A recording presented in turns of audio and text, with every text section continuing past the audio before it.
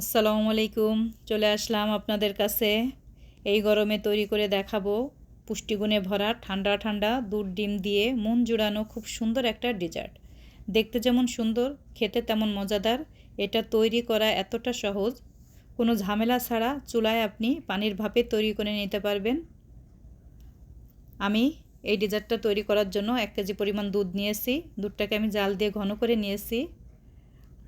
আর half কাপের মতো চিনি দিয়েছি, কারণ আমার বাসায় সবাই মিষ্টিটা ওরকম পছন্দ করে না, এজন্য আমি মিষ্টিটা কম দিয়েছি। এই যে আমি দুধটাকে ভালো করে জাল দিয়ে ঘন করে নিয়েছি। আপনারা চাইলে মিষ্টির পরিমাণটা বাড়িয়ে দিতে পারেন। আমি মিষ্টিটা কম দিয়েছি এখানে। আমি এই দুধটাকে পুরোপুরি ঠান্ডা করে নেব। আমি এই যে বাটিতে ডিম ভেঙে নিচ্ছি। আমি এখানে 4টা ডিম নিয়ে নিব। আপনারা চাইলে ডিমের পরিমাণটা বাড়িয়ে দিতে পারেন। এখন এটাকে ভালো করে বিট করে নিচ্ছি আমি একটা বিটারের সাহায্যে। আপনারা চাইলে হ্যান্ড হুইস্কের মাধ্যমেও এটাকে মিশিয়ে নিতে পারেন। আমার বাটিটা ছোট হয়ে গেছে, এটাকে পাল্টে নিতে হবে। আমি দুধ দিয়ে এটাকে এখন বড় একটা পাত্রে ঢেলে নিচ্ছি।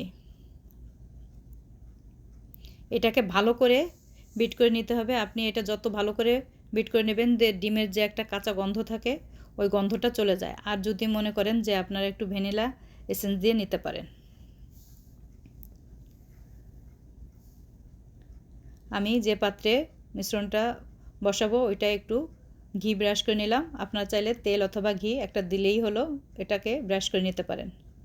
আমি একটা ছাঁকনি দিয়ে এখন মিশ্রণটাকে সেঁকে নিব, কারণ ডিমের ভিতরে একটা সাদা শক্ত অংশ থাকে, ওইটাকে সেঁকে ফেলে দিব। তাহলে আমার এই ডেজার্টটা স্মুথ হবে।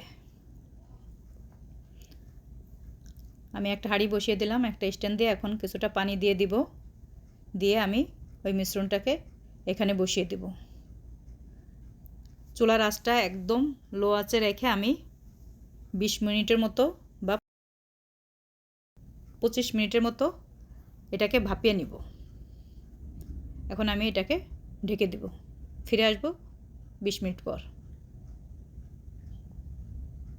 ফিরে আসলাম।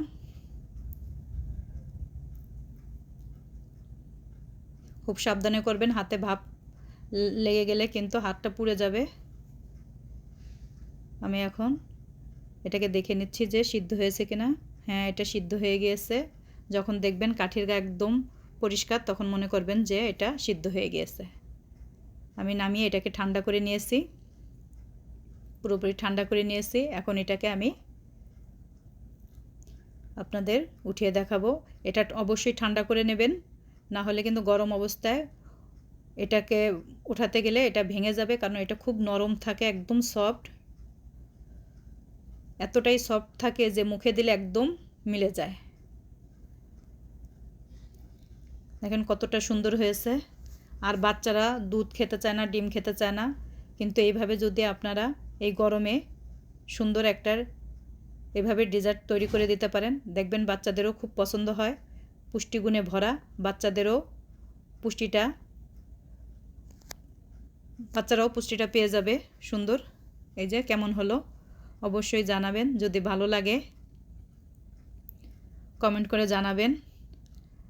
ভালো লাগলে অবশ্যই লাইক কমেন্ট শেয়ার করে দেবেন, আর আমার চ্যানেলটাকে সাবস্ক্রাইব করে দেবেন। আল্লাহ হাফেজ।